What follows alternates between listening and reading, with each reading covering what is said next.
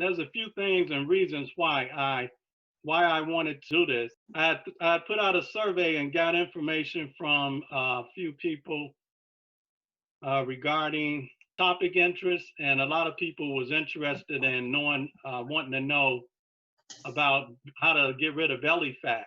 So that's why I brought this on. And just to give y'all a little information about some of the successes that I've had in starting people on a herbal program and getting rid of different chronic illnesses or conditions. One of them, this guy that I worked with up in LA at the school, he was a janitor and he had a herniated disc. And he was out of school for about 30 days or so because he was having a lot of pain, he told me, from the herniated disc. It shot all the way down his leg and he wasn't able to walk. So I put him on this herbal program, and almost instantaneously, he told me within one day, the pain had went away and he wasn't having any problem with the herniated disc anymore. And he was back at the school mopping and sweeping the floors. Another situation I had, a friend of mine, actually, me and her was driving. Well, she was driving in a car. We were on the freeway and she had an asthma attack. And I didn't know she had asthma. And then we pulled over, you know, and she grabbed her inhaler, squished it. And after about 2 or 3 squishes, it was gone. And she kept grasping her chest like, you know, she couldn't breathe and stuff. And so I always carry this essential oil in my pocket. And I pulled it out and I had her rub it on her chest, and she was inhaling it and instantaneously stopped her asthma attack. So we didn't have to go to the hospital or nothing like that. That's great. So yeah, those are just some of the different successes that I've had, you know, a few. I mean, I've had a lot, but one of them that really amazed me the most is with my father. He passed away, I think that was last year. And when he was in his 80s, he had called me because he had this situation with gout. His hands had swollen up so bad, they looked like 2 pairs. And it was like excruciating pain in his hands. And he had been diagnosed with pseudo gout. And he was telling me about it. And so I assessed this situation. I put him on an herbal program. And within like a couple of weeks, the pain and the swelling in his hands had went away. And what Couture know, he has his own business. He's a shoe repairman, and he's banging on shoes all the day. So he couldn't work during that time. His hands was all swole up. So when I put him on that program, he was so excited about it that it took the pain away, took the swelling away. He continued to be on a vegetarian diet. And he continued that all the way through his 90s. And he passed away, unfortunately, at 101. But I'm thinking it had a lot to do with him being on that vegetarian diet, you know, extending his lifestyle. So that's like one of those situations that kind of hit home with me. I'm gonna share my screen with y'all and get into this PowerPoint. Okay, I'm gonna go over and talk about the causes of belly fat. Basically, improper digestion has a lot to do with it. Leaky gut has a lot to do with it. And I'm gonna share a story with some of y'all gonna know, one of your cousins, nephew, and a lack of enzymes and probiotics, another cause of belly fat. And then I'm gonna talk about support, how to rid the belly fat, what different things are you gonna need to get rid of it. And we're gonna talk about supplements. And then if y'all have questions after that, we'll get into the questions. So basically, the digestive system is the transformer of food into energy. And this is where all of your food and is digested. Is also a place where it helps to repair tissues and build tissue. You know, it's just like a conveyor belt going from your mouth to your anus, which is 30 feet long. And I like to say sometimes coming from the rooter to the tutor. The digestion actually starts in your mouth. It begins with saliva. The saliva in your mouth has ptyalin or amylase. And this amylase helps to break the food down right there in the mouth. A lot of times I know I have people tell me that I don't have a lot of saliva in my mouth, not enough to get this food down. You know, like if they eating crackers or something, they feel they gotta drink a liquid, you know, because the crackers are so dry and they feel it won't go down. But that's not true. Actually, when you start drinking liquids with your meal, then sometimes your body slows up the production of saliva. And basically what you're doing is washing away, you know, the saliva, because that's amylase that's in the saliva. And so when you're drinking something, you're disrupting the digestive process, which starts right there in your mouth. The saliva also helps to lubricate the esophagus so the food can go down. And average person makes about a quart saliva every day, a quart and a half. So the food goes on down the esophagus to the stomach. And in the stomach, it's mixed with a lot of different acids and enzymes. Hydrochloric acid is one, and it's a lot of different enzymes like pepsin and different things in there that mixes in the stomach. And when the food leaves the stomach, it goes to the small intestines by the pyloric sphincter. The pyloric sphincter is a valve basically that opens up when the food has turned to chyme. When the food is turned to chyme, it's basically kind of liquidy, and the pyloric sphincter will open up and allow that food to go down the small intestines because it feels this food is digested. You know, the stomach has already broken it up with all the acids and is ready to be absorbed. But what happens sometimes when you're eating and drinking food at the same time, then you got a lot of liquid in your stomach. And sometimes, especially like with red meat or any other type of meat, if that food hasn't really been broken down and you got liquid in the stomach, that pyloric sphincter is going to open up. And then it's you allowing undigested proteins, you know, this meat and whatever haven't been digested properly to go into your small intestines. And unfortunately, when it's going in the small intestines, it's supposed to be absorbed. And if it's not broken down properly, that's going to cause a problem with digestion. So that's the same thing that's going to happen with undigested proteins and foods, even beer, wine, alcohol, you know, anything like that. If you're drinking alcohol and stuff like that, it's going to disrupt the stomach. And what you can do is cause leaky gut. I was talking to Bud, some of y'all know, and he was telling me that he drank a lot of beer. And by him drinking a lot of beer, he had these cysts that was growing, these big cysts. And so the big cyst was growing. He said it was a lot of inflammation and pus and stuff like that. So when that happens in the stomach, it starts to eat away at the intestinal wall, okay? Because the pyloric sphincter will open up, you know, when that food is like liquid, it feels like, okay, this food is digested. But what's happening, some of that food is bypassing off into the small intestine too. And when that happens like that, the small intestines can't absorb that food.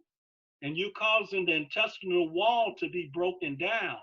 And when that intestinal wall breaks down, you can get a condition like leaky gut. And basically what leaky gut is those undigested foods are leaking off into the body, causing havoc. When it starts leaking into the body, you're going to cause inflammation. Your immune system is going to go on high alert because it's wondering, oh, it's an invader in the body. What is this stuff? And then you're going to get pain, mucus starts to build up and stuff like that. So it's just a crazy situation going on. And we're going to talk about, you know, eating and drinking liquids a little later here. So as that food passes on through the small intestines, that can pass through it, it ends at an important junction called the ileocecal valve. The ileocecal valve controls mucus and the exit of chyme into the large intestine. When the food is going into the large intestine, most of that is just waste then. that chime or whatever it is basically waste and stuff that your body cannot use. And an overwhelming amount of toxins and mucus not eliminated in the body can cause a lot of different colon diseases like diverticulosis, Crohn's disease, colitis, impacted colon, so on and so forth. There's another cause of belly fat is the use of drugs, okay, whether they're pharmaceutical, whether they're illicit drugs, out street drugs, whether it's over-the-counter drugs, it don't matter. All of those impact the body in a way where it breaks down the good bacteria that's in the gut. I know a lot of people are probably on pharmaceutical prescriptions and drugs, and they have to be on them, but you just have to understand that it's breaking down the good flora or the good bacteria in your gut. And the gut is basically where, the strongest part of your immune system is. So we're going to talk more about probiotics a little later. Cleansing helps digestion. You got all this garbage and stuff. Your colon is basically like a sewage system for the body. It collects all this waste and all this garbage. And if you eat, say, average person eat 3 meals a day, you should eliminate at least 2. Average person should eliminate 2 meals. And just like a train, to say if one train come in the station, another train should come out. So if you eat 3 meals a day, you only eliminate it twice. The next day you eat 3 more meals and you only eliminate twice. You got 2 meals that's backed up in your system. And you can go on and on with that.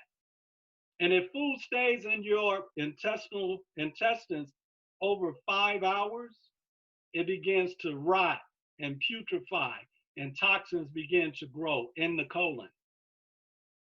The average American walks around with 70 pounds of waste in their body and 20 pounds of mucus. And a lot of this is from the undigested proteins that I was talking about earlier. And also it can be set off by conditions when you drink alcohol, beer, things like that. And even taking a lot of different drugs, whether it's pharmaceutical drugs or whatever, it can cause, this condition. So cleansing the gut and cleansing your colon is very important to get back the good bacteria that you need and get rid of all them toxins and waste in the body. And I'm gonna talk about the Taio heat cleanse thing. So the primary problems mostly is digestion, poor digestion, and also transit time. I'm gonna talk about transit time. We're gonna get into probiotics and the natural support and the lack of enzymes. And enzymes completely break down your food. They help and allow you to digest your food properly and helps absorption of minerals, the absorption of vitamins and minerals and antioxidants and all that good stuff that your body needs. Enzymes help that to happen better. The human body, our body wasn't designed to digest food that they have on the shelves in the grocery store. Shelf life food was not designed for the human body. And any type of food that's heated destroys enzymes. If you're cooking and heating food and that temperature goes over 100 degrees or 80 degrees, really, you can forget about the enzymes. You just about cook all of the enzymes out of that food. So it's not no nutrition there to help break down and digest your food with. Non-cooked foods contain enzymes from nature. And basically non-cooked foods, we're talking about fruits and vegetables, things like that. Enzymes are required for detoxification too. To detox the body, you need enzymes. Enzymes can turn fat-soluble toxins into water-soluble toxins for easy elimination. And that's what you want. So if you're not taking, having a lot of enzymes in your diet, you're doing yourself a disservice. And if you're over 30, I don't know, is anybody under the age of 30? If you're over 30, your body starts to cut down the production of enzymes. Why? Because you don't need that many enzymes in, because you're not a 12-year-old, growing, eating like, 12-year-olds do, so at the age of 30, your body cuts down the amount of enzymes that your body can produce. And therefore, that can be a problem for you if you're like the average American and we eating 3 meals a day, and most of our meals are pretty heavy meals, and most of them lack enzymes. So this is a problem. The enzymes also help to get the pH balance in your body right, okay? You got good bacteria and bad bacteria. The more good bacteria you have, then the better the condition for your gut. And also the more alkaline your body is going to be. The same with inflammation. Enzymes help to reduce inflammation in the body. Okay, so I'm going to talk about transit time. Transit time is basically a measure of how long it takes for your food to go from your mouth to your anus. Okay, normally, average person, it takes about 24 hours for your meal to go from your mouth to your anus. The muscles inside of your intestine, they push the food along. It's like a squeezing. It's like a squeezing action, almost like when you squeeze a tube of toothpaste, there's full and you get something coming out of it, right? They call that peristalsis.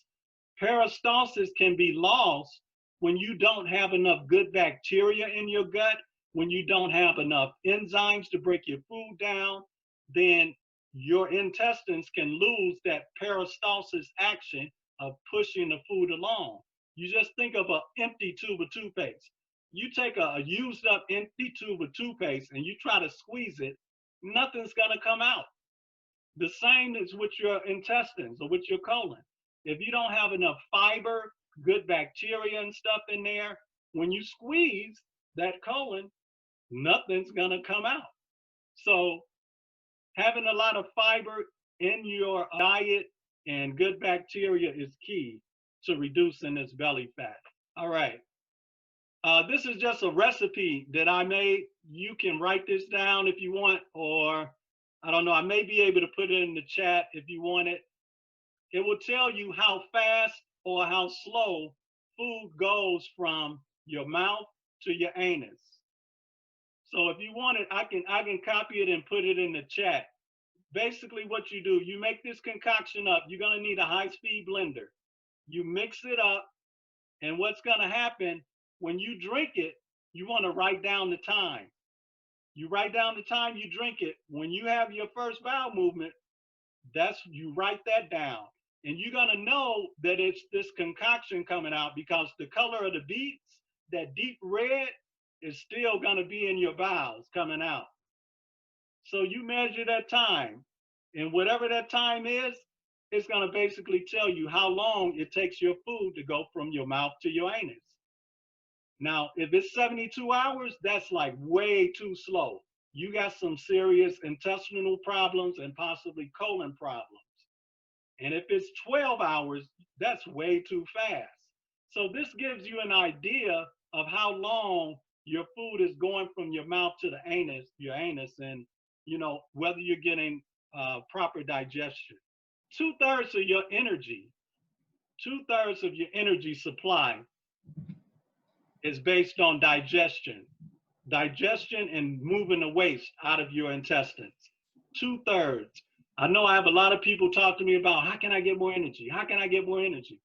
Well, if you have proper digestion, that's one way. I'll ask them, have you ever cleansed? Have you done a comprehensive cleanse? I hear a lot of people talk about the lemon cleanse, say, oh, I did the lemon cleanse. I did the lemon cleanse. Yeah, the lemon cleanse is okay. It does some things for the body, like maybe tweak the liver or something and tighten it. But when it comes to cleaning out and and really getting a good cleanse of your digestive intestinal system, you need a comprehensive cleanse, something like the Taio heat cleanse. And I'm gonna be talking about that. The average American consumes about 40 tons of food in a lifetime. And 95% of your body's serotonin, the good feel hormone, is found in the gut. 95%. And it's produced by the cells in the lining of the intestine. So the way you feel and stuff and the kind of food you eat has a direct relation to your intestinal system. When you know when you've eaten something, say it was some bad Chinese at the Chinese place, and your stomach just feels out of whack, you know that it's not a lot of enzymes and there's not a lot of good fresh food probably in that Chinese buffet that you had. And that's why you feel like that, because you got the hormones down there to let you know this is some garbage. And you know, inflammation and all kinds of stuff. Mucus can be produced just from having that bad meal, or if you had a hangover from drinking all night or something like that. Okay, probiotics. The opposite of antibiotics is probiotics. How to prevent harmful organisms and parasites from making a home in your digestive system. If you don't have enough good bacteria or probiotics in your intestine, then you're opening up the door for parasites to come in and just have havoc on you. I've helped and treated a lot of people, put them on herbal programs for parasites. And this is one of the reasons why I tell people, if you want to eat right, you need to become a vegetarian. And basically, my idea of becoming a vegetarian is either not eating beef and not eating pork. Because when you eat pork, there's a parasite in pork that you cannot kill. That parasite is called the trichomonas worm. You can burn a piece of pork, and that trichomonas worm can still be in that pork, because they have mucus in their body, and they'll let that mucus come out and protect them from the heat that's in that pork. Plus, probiotics help to build immunity, okay? Build immunity in the body so you can rid or prevent yourself from having parasites. 75% of our immune system is based on probiotics, okay? Having that good bacteria in your colon.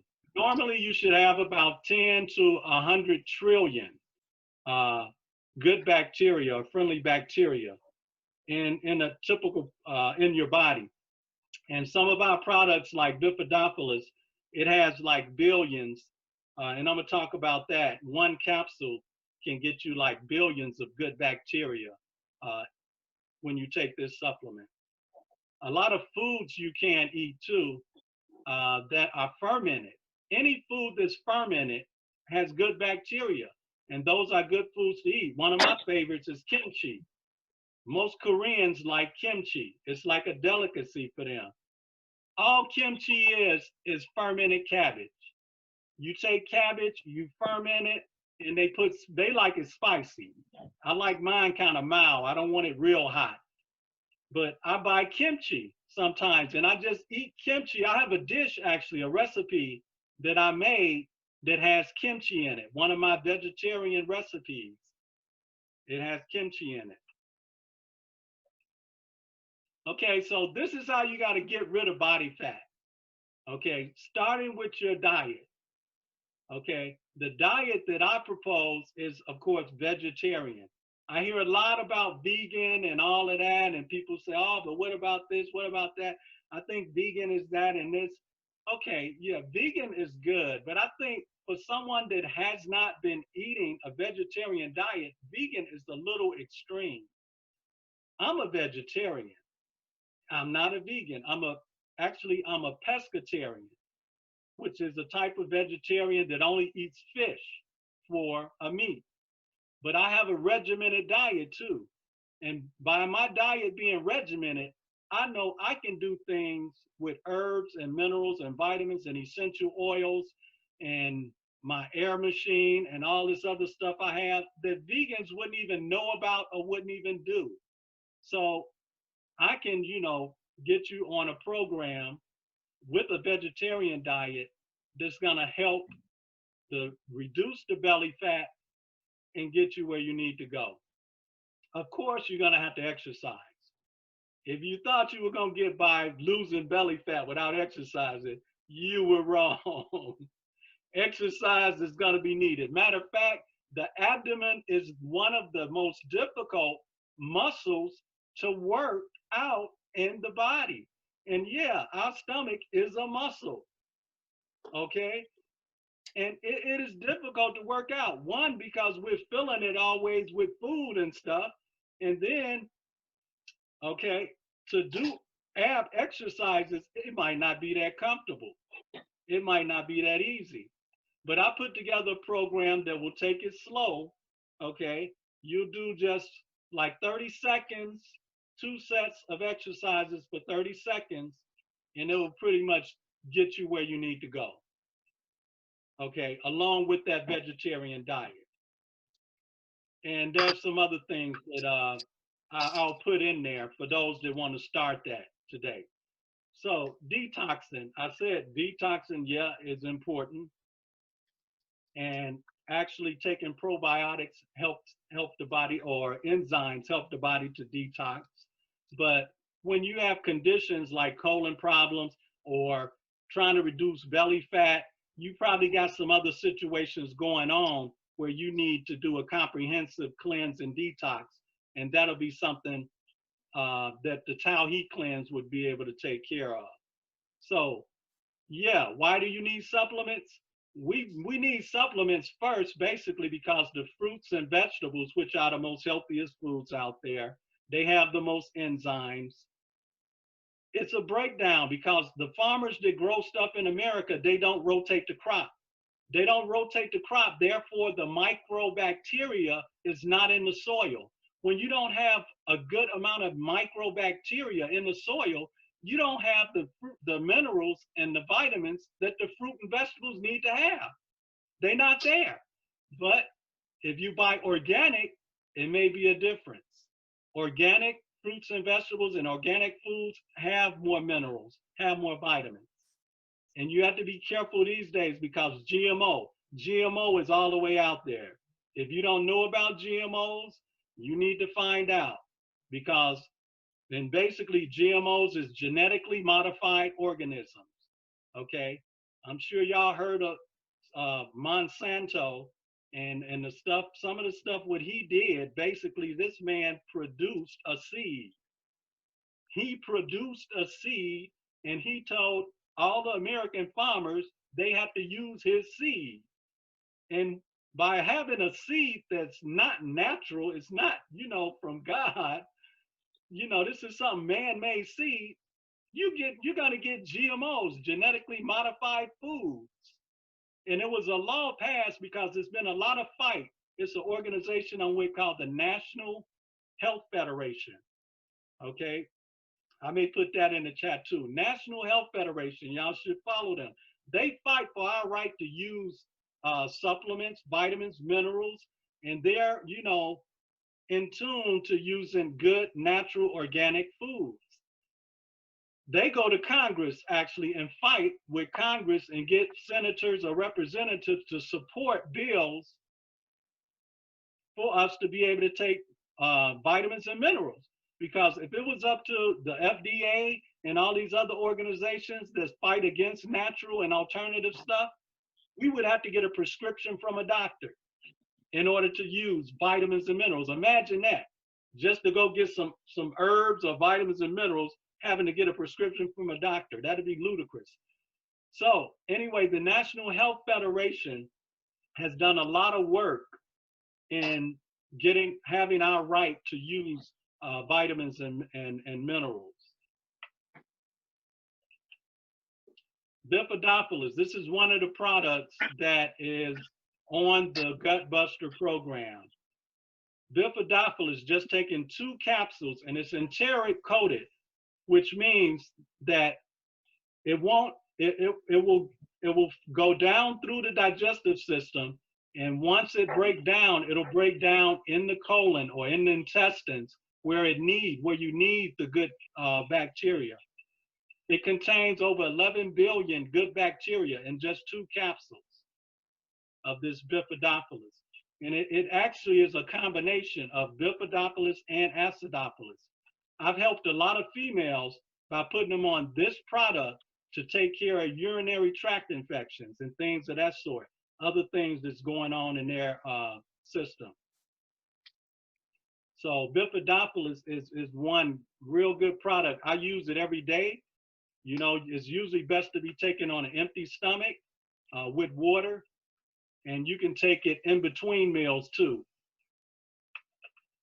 Food enzymes, the Proactazyme. This is a product that is part of the Gut Buster program. Proactazyme is a real good general overall enzymic product. It has all types of different enzymes in there that will digest fat, that will digest carbs and proteins. So if you're not getting enough of those enzymes, like I said, once you over the age of 30, your body cuts down the number of enzymes it produces. So you need to supplement. If you're not a vegetarian, then you need to supplement because you're not getting enough enzymes to break down all of the undigested proteins that's in that body, in that belly fat. So 1 capsule will digest 30 grams of protein, 30 grams of carbs, and 20 grams of fat from the Proactazyme. Okay, anybody have any questions? I do have a question about the leaky gut. You said it's when your insides are leaking into your body. Is that is that something that's reversible once it does happen? Yeah, but of course, like my nephew here that's watching was telling me, and how he had the situation because he drank a lot of beer. So basically, like I said, what we would do first, when you don't have enough good bacteria in the body, then the good bacteria is allowing those toxins and stuff to, you know, continue. They're not able to fight the acidic condition in your body. So building your body up with more good bacteria. We talked about some foods that have good bacteria, right? Anything that's fermented. Anything that's fermented. Then you're gonna need supplements because you have a condition. You have a condition where you have leaky gut or whatever. You got just too many toxins in your body, or something is definitely going on when you have a big gut, like that picture I had on the first slide. If y'all remember, the guy that had the real big extended gut. You got a condition going on, so you need some kind of supplementation. And probiotics is gonna help to strengthen the intestinal system as well as build up good bacteria. Does that help you? Yes, it does. Okay. Anybody else?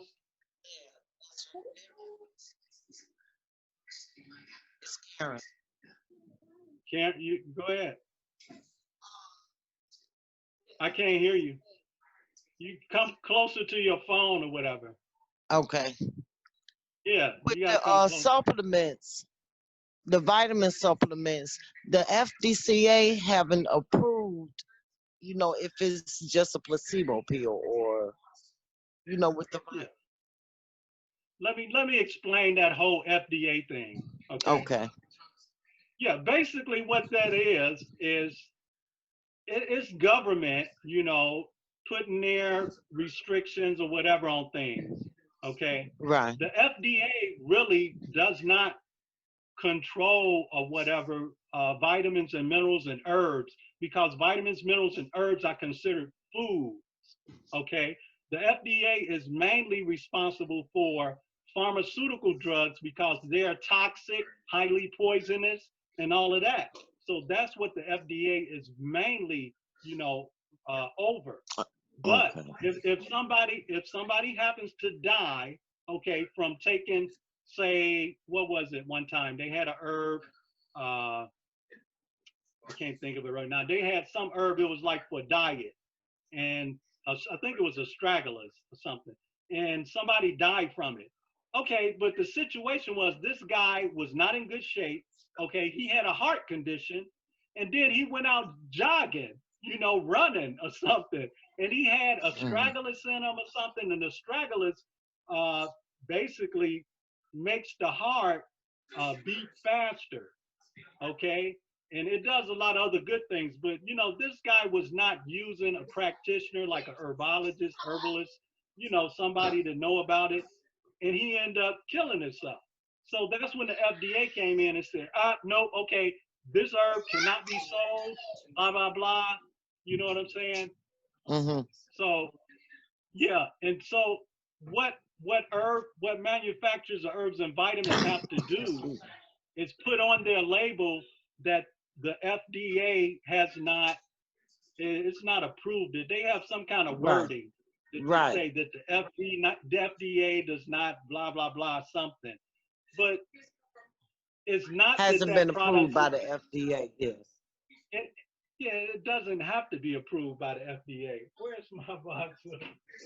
It don't. Where's the Taio? It really don't. That's something that they're just letting. Okay. They're just letting people know that it's not on here. That these products are not in the realm actually of the FDA. You have to really know the government regulations. Right. Get into this because actually when Bill Clinton was president, it was a bill passed called the Dietary Supplement Health and Education Act. DSHEA. Bill Clinton got that passed. Actually, I'm sure the National Health Federation had something to do with that too, I'm sure. But Bill Clinton got that law passed, and when they passed the Dietary Supplement Health and Education Act, that allowed all Americans to be able to buy herbs and vitamins without having a doctor's prescription, without having to have anybody like the FDA say, oh, wait a minute, we got to look at this first. So what they're doing in packaging is just something, the government wants to put to try to manipulate y'all, really. You know what I'm saying? It's propaganda to manipulate y'all. Okay, because the FTC is in charge of labeling, the Federal Trade Commission. Okay. If you have something on your herbs that say, this can get rid of COVID-19, this can cure, that's the word, cure. This can cure heart disease, this can cure, then, okay, the FTC gonna come in. Right. Probably not the FDA, because the FTC deals with labeling. They have organizations of food and health, whatever, that deal with other stuff. All of them have a place. But that's just some propaganda stuff to try to throw people off. Okay. Okay. Okay. So what I'm going to go over now is the actual Gut Buster plan for those that want to use or get into the Gut Buster plan. I have a basic plan, and then I have a premium plan. The basic plan, it can cost you like $60. The premium plan, it will probably cost about $100. Yeah, actually the very first thing you're gonna do is measure your stomach. And I talk about that in the exercise video. You're gonna get a little flexible measuring tape, measure your stomach, and then, once you had a cleanse there, you write down, record the inches of your stomach, and you put it across the belly button. Once you write that down, then you start your cleanse. How long does this take before you start seeing some results? How long would you say? Okay, everybody's body is different, but once you finish the cleanse, is 15 days for the premium, the Taio. After 15 days, it's a possibility right then you're gonna see either some weight loss, or what I like to say is inches loss. So after the cleanse, I would even measure myself again, after the cleanse, to see if you lost any inches.